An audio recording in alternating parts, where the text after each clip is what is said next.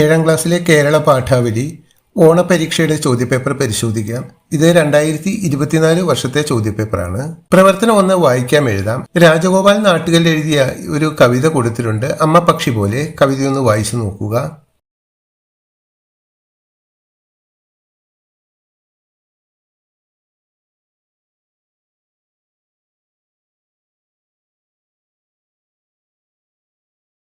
കവിത വായിച്ച് മനസ്സിലാക്കിയതിനു ശേഷം താഴെ 5 ചോദ്യങ്ങളാണ് കൊടുത്തിരിക്കുന്നത്.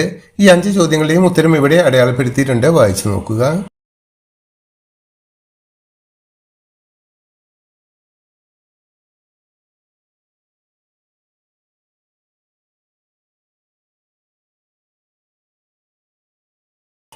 രണ്ടാമത്തെ ചോദ്യം നോക്കാം. പോസ്റ്റർ.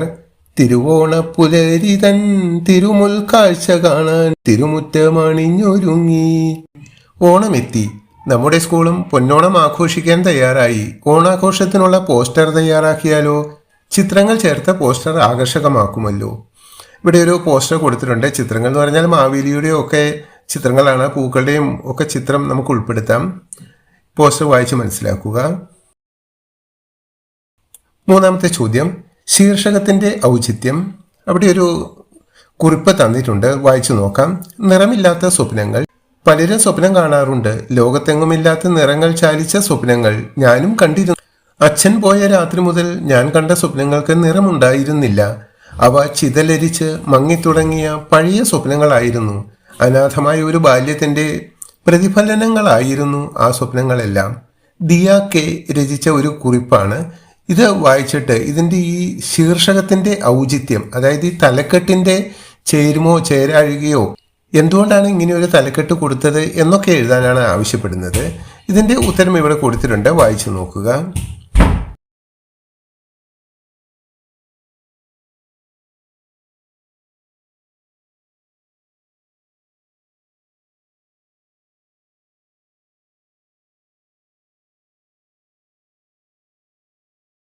അടുത്ത ബി ചോദ്യം. കുറിഞ്ഞിച്ചെടിയുടെ കാത്തുകിടപ്പിനെ സൂചിപ്പിക്കുന്നത് എന്ത്? ഉത്തരം നീണ്ട തപസ്.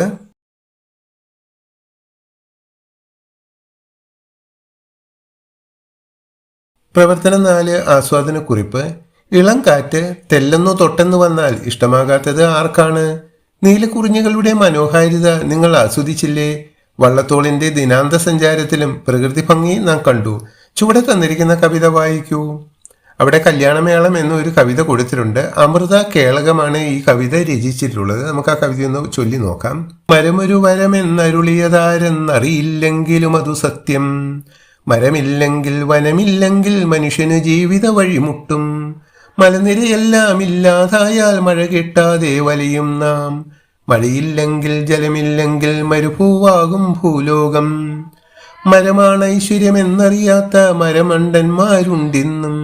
അപകടകരമാണ് അവരുടെ ചെയ്തികൾ, അതിനെ തടയാൻ ഒന്നിക്കാം. വിനാശത്തിനറുതി വരുത്താം, നട്ടുവളർത്താം മരമെങ്ങും. അവയേകട്ടെ തണലും തണുവും അവനിക്കിത്തിരി ആശ്വാസം. ഈ കവിതയ്ക്ക് ഒരു ആസ്വാദനക്കുറിപ്പ് തയ്യാറാക്കാനാണ് പറയുന്നത്. ഇവിടെ ഞാനൊരു ആസ്വാദനക്കുറിപ്പ് തയ്യാറാക്കിയിട്ടുണ്ട്. വായിക്കുന്നില്ല, നിങ്ങളതൊന്ന് വായിച്ച് നോക്കുക.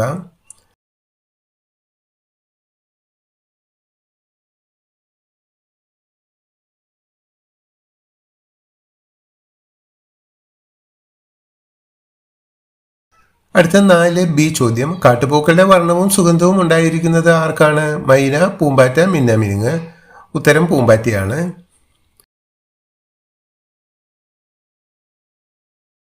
അടുത്ത ചോദ്യം. പ്രവർത്തനം 5 യാത്രാ വിവരണം. കാടിനകത്തേക്ക് ഞങ്ങൾ പ്രവേശിച്ചു. ഇലകൾക്കിടയിലൂടെ സൂര്യൻ ഞങ്ങളെ വരവേറ്റു. പക്ഷികളുടെ പാട്ട് എതിരേറ്റു. കണ്ണിൽ നിറയെ കാനന പച്ച. ഒരു യാത്രാവിവരണത്തിന്റെ തുടക്കം ഇങ്ങനെയാണ്. നിങ്ങൾ ആസ്വദിച്ച യാത്രയുടെ വിശദാംശങ്ങൾ ഉൾപ്പെടുത്തി വിവരണം തയ്യാറാക്കൂ. ഇവിടെ ഒരു യാത്രാവിവരണം കൊടുത്തിട്ടുണ്ട്. സൈലന്റ് വാലിയിലേക്കുള്ള ഒരു യാത്ര എന്ന പേരിലാണ് കൊടുത്തിരിക്കുന്നത്. ഇതൊന്ന് വായിച്ച് മനസ്സിലാക്കുക.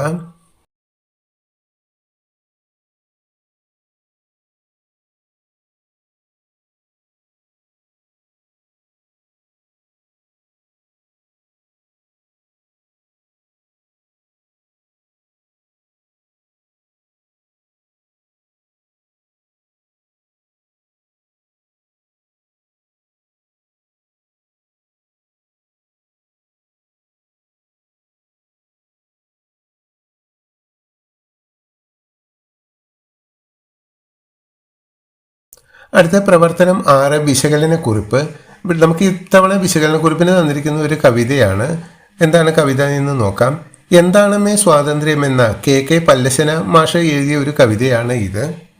ചന്തുവിനുണ്ടൊരു സന്ദേഹം, എന്താണമ്മേ സ്വാതന്ത്ര്യം, ഉത്തരമൊന്നും ചൊല്ലാതെ പുഞ്ചിരി തൂകി മാതാവ്, ഓലത്തുമ്പിൽ ചാഞ്ചാടും ചേലേറുന്നൊരു തത്തമ്മ, ചന്തുവിനുത്തരമെന്നോണം ഒന്നു ചിലച്ചു ചന്തത്തിൽ, ബന്ധനമില്ലെന്നാകീടിൽ അതാണ് കുഞ്ഞേ സ്വാതന്ത്ര്യം.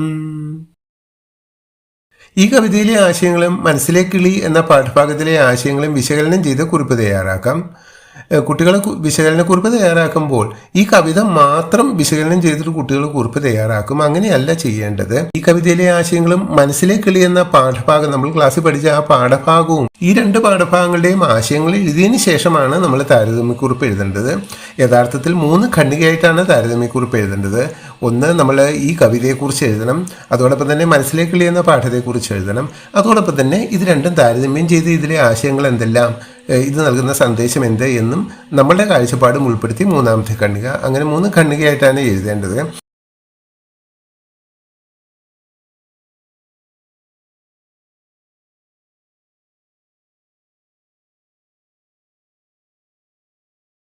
വിഭജിതൻ തന്ത്രികളിൽ അദൃശ്യപുഷ്പങ്ങളായി നിൽക്കുന്നത് ആര്? ഉത്തരങ്ങൾ: ഇന്നലെ അവർ പാടിയ ഗാനങ്ങൾ, പോയി മറഞ്ഞവർ, മുന്തിരിനീര്. ഉത്തരം: ഇന്നലെ അവർ പാടിയ ഗാനങ്ങൾ. ഇത്രയുമാണ് 7ാം ക്ലാസ്സിലെ കേരള പാഠാവലി പാദ വാർഷിക മൂല്യനിർണ്ണയം 2024-25 വർഷം ചോദിച്ച ചോദ്യങ്ങൾ. Okay, thank you for watching this video.